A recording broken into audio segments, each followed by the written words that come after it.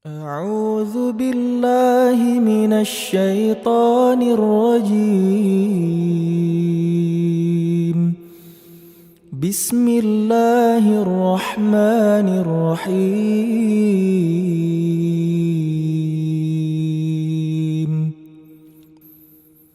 الرحمن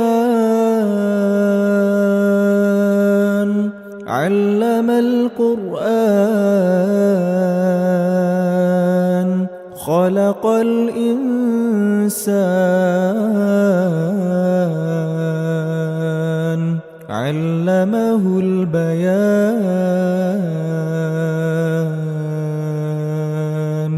الشمس والقمر بحسبان. Assalamualaikum warahmatullahi wabarakatuh.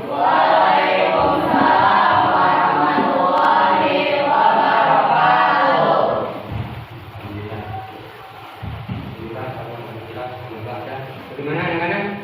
Sehat semuanya? Alhamdulillah. Ada yang sudah masuk hari ini? Semuanya? Iya. Begitu kita bersyukur kepada Tuhan yang telah memberikan kita kesehatan kepada kita semuanya. Sebelum kita memulai belajar, sebaiknya kita berdoa. Silakan ketuanya untuk menyampaikan. Ya ayyuhal ikhwan istami'u wa ana naqul salawatan fi sirrul jamaah.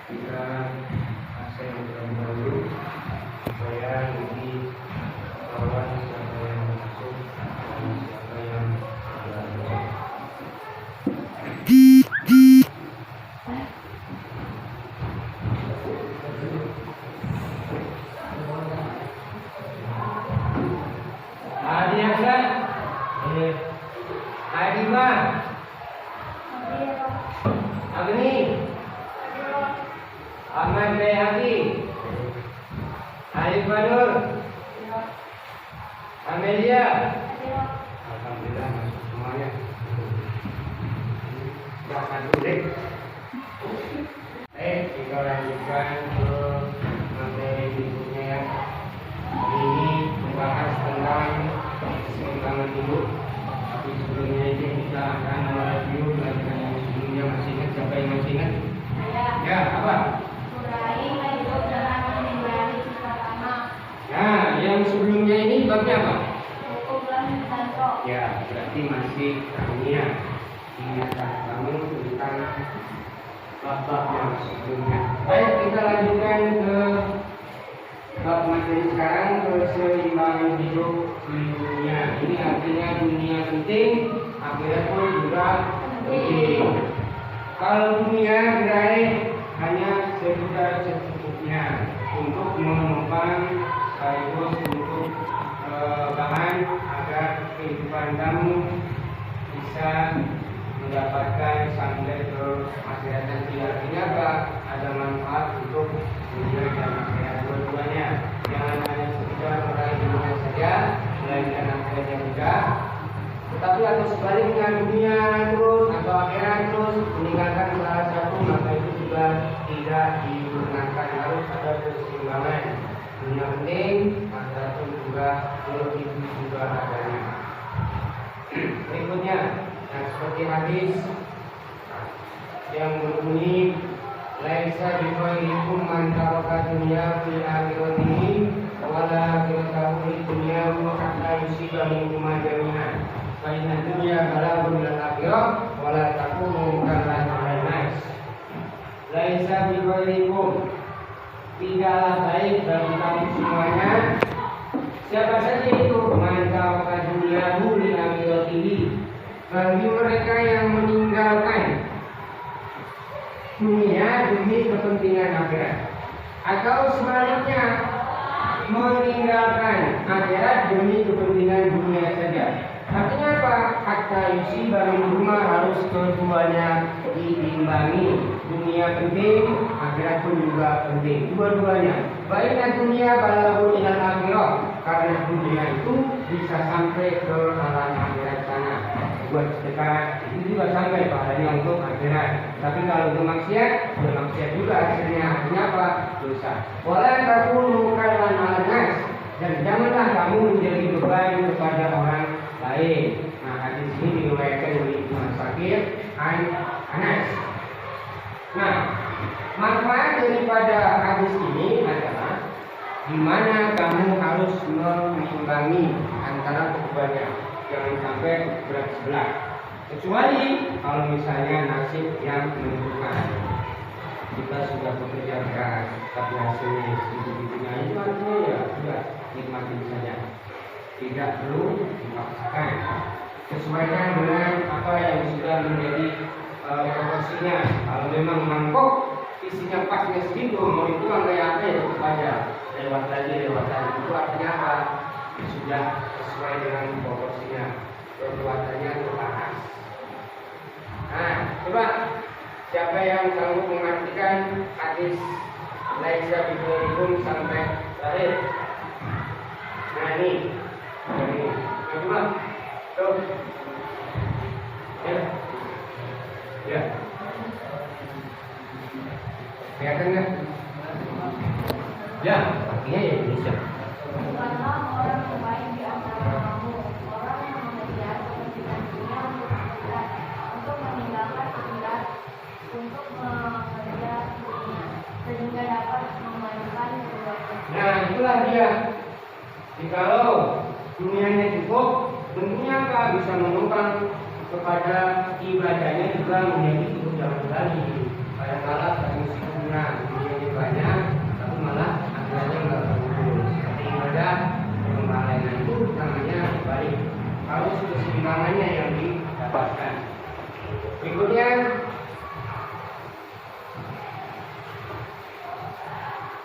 hadis tentang orang mukmin yang kuat.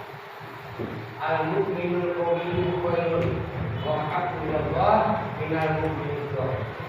Nah, itu orang mukmin yang kuat lebih baik dan lebih dicintai Allah ketimbang mukmin yang lemah.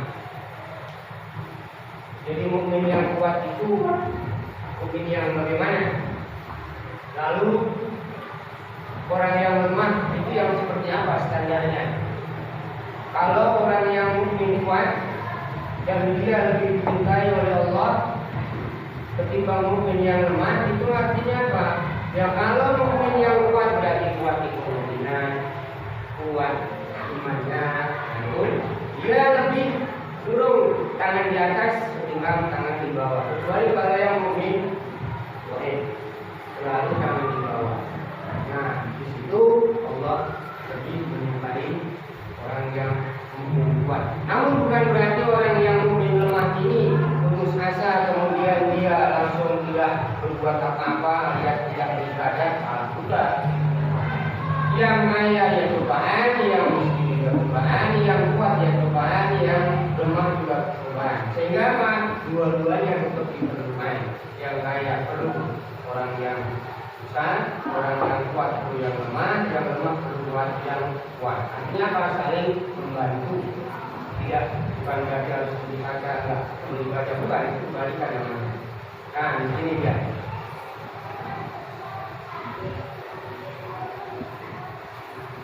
Berikutnya hadis riwayat Jubair bin Awam radhiyallahu anhu Rasulullah sallallahu alaihi wasallam ya yaqula hadu mahbaran fa yakunu usmatan min taqdim fa yabya ayatu wallahi wa ja'u khairun min yas'alan dia amunya. Nah, ini hadis yang berhubungan dengan orang-orang yang bekerja biasa, yang katakanlah hidupnya di bawah, tetapi dia sabar dan masih memperhitungkan halal atau haramnya mendapatkan rezeki. Tidak banyak mikir sehingga dia hanya memikirkan biarkan saya susah di dunia, tapi saya harus bahagia di akhirat. Nah ini kalau misalnya orang yang lemah kemudian dia langsung putus asa, kemudian dia mencari jalan lain yang lebih cepat, maka salah besar. Dia harus bersabar. Sungguh seorang dari kalian yang mengambil tani lalu dia mencari serikat kayu bakar dan dibawa dengan punggungnya kemudian dia menjualnya, lalu Allah mencukupinya dengan kayu bakar itu jauh lebih baik ketimbang meminta-minta baik dikasih ataupun tidak dikasih. Kan malu jadinya kalau minta-minta. Cukup nggak cukup, kita harus bisa berusaha sendiri untuk keperluan kita sekaligus untuk keperluan keluarga kita. Itu harus kita miliki tekad seperti itu. Nah ini dia apa bisikan dengan hadis riwayat Muslim yang berkaitan dengan al-muslimu. Nah ini kuat dari siapa? Coba baca.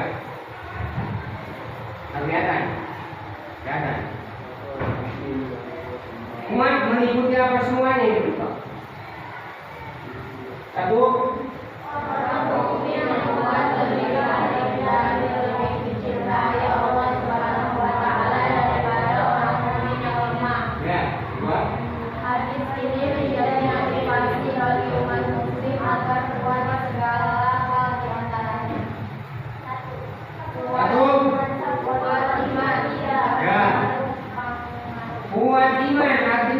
Tidak mudah terpengaruh oleh apapun. Kadang-kadang kan bilangnya iman kuat. Begitu ada orang satu ini melihat ada dua kata seperti masuk ya. Nah, misalnya ke agama saya, itu nggak terpengaruh. Itu artinya apa? Kuat iman. Ada yang aja sudah baik, mau itu dosa. Itu juga dimaksud kuat iman. Yang kedua, kuat ilmu. Nah, apa maksudnya kuat ilmu? Memiliki ilmu dan luas wawasannya, tidak ketat. Yang ketiga, kuat ekonomi. Bagaimana? Hidup. Ya. Terus lanjut ke 4. Ya, semangat. Ya, terus yang ke-5. Terus. Agar tidak mudah sakit, tidak kesehatan, kita olahraga, begitu sehat, ibadah yang kontrol, dan hal-hal lain yang berhubungan dengan ibadah pun kita selalu jalankan dengan sebaik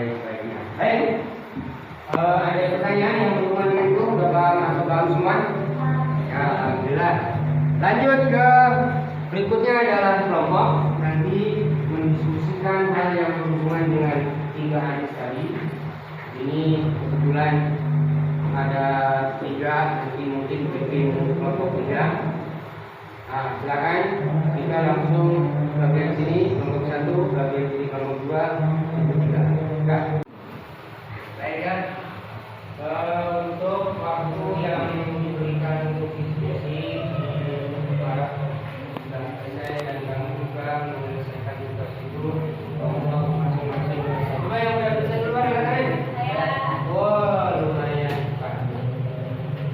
Satu sudah? Kedua? Kemudian, kemudian siapa yang siap belum? Saya. Coba yang kelompok 3 dulu.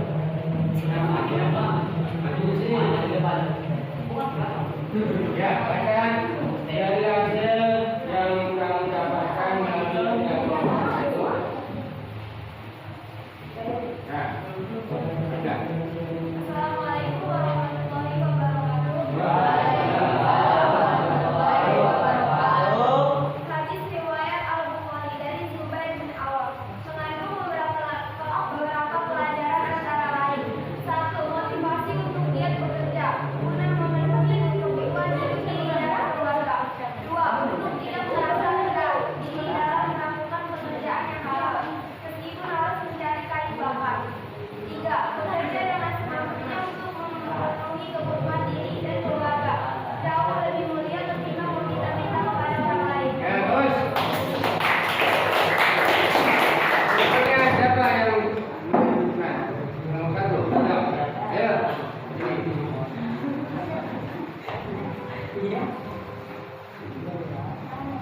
Ya, Assalamualaikum warahmatullahi wabarakatuh. Kandungan hadis riwayat Muslim dari Abu Hurairah adalah A. Orang mukmin yang kuat lebih baik dan lebih dicintai Allah daripada orang mukmin yang lemah.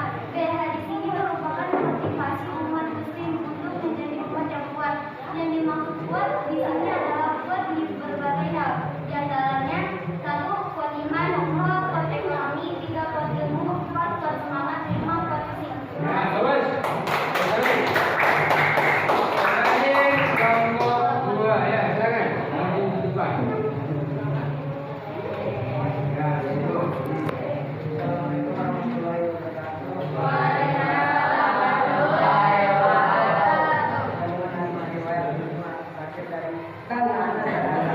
Tidak dibenarkan oleh Imam Nabi mengutamakan kehidupan akhirat juga melalaikan kehidupan dunia. Begitu pula sebaliknya, mengejar kehidupan dunia hingga melupakan kehidupan akhirat. Ya.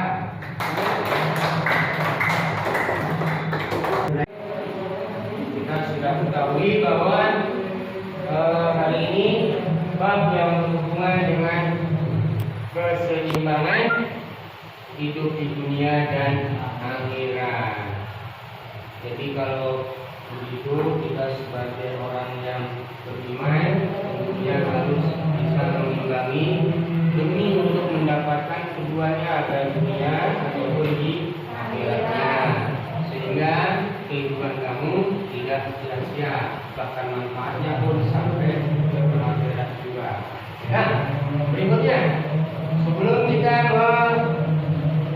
mengakhiri daripada pembelajaran hari ini, ya kita nanti akhiri dengan bacaan hamdalah ya. Ya, hamdalah itu bareng-bareng semuanya. Kita mulai ya. Mari kita tutup dengan bacaan hamdalah. Alhamdulillah. Dan Allahumma shalli ala Muhammad. Wassalamualaikum warahmatullahi wabarakatuh.